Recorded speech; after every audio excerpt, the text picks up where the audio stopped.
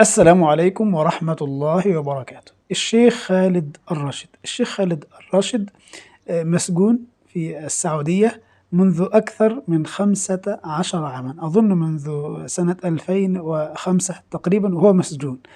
لما انتهت مدته كان محكوم عليه أظن ب15 عاما. لما انتهت مدته جدد له، ثم قابلني خبر بالأمس يعني أحزنني جدا على هذا الرجل والله، وهو أنه تم التجديد له أو تم حبسه لمدة 40 سنة.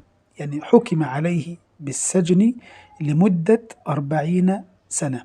يعني تخيل، هذا الرجل دخل السجن وهو في زهرة شبابه، كان يعني شابا يافعا ما شاء الله عليه، ثم سيكمل في السجن 40 سنة. سبحان الله العظيم. أسأل الله أن يصبره، وأسأل الله أن ينزل يعني السكينة على قلبه وعلى قلب زوجه وأولاده ومحبيه، وأسأل الله أن يجعل له فرجا قريبا. أنا أتساءل والله، ما الجريمة التي اقترفها هذا الرجل ليحكم عليه بكل هذه المدة وليعاقب بكل هذه المدة؟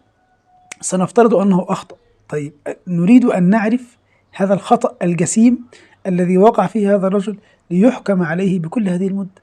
يعني سبحان الله العظيم. يا أخي، اجعل العقوبة إذا كانت هناك جريمة أو إذا كان هناك خطأ، اجعل العقوبة على قدر الخطأ، لكن أن يعني ينتقم من الرجل بهذه الطريقة، هذا أمر والله يا أخواننا يعني يحزن ولا ينبئ بخير ولا ينذر بخير. أن يسجن أهل الفضل وأهل الخير. أنا يعني لست مع فكرة التهييج أو ما شابه، لا والله، ونحن نحب المملكة العربية السعودية ونحب لها الخير والاستقرار، لكن في الأخير لا نحب أن يسجن العلماء وأن يهان العلماء وأن تسكت أصوات العلماء، بينما المهرجون والمطربون والفاسدون يفسح لهم المجال.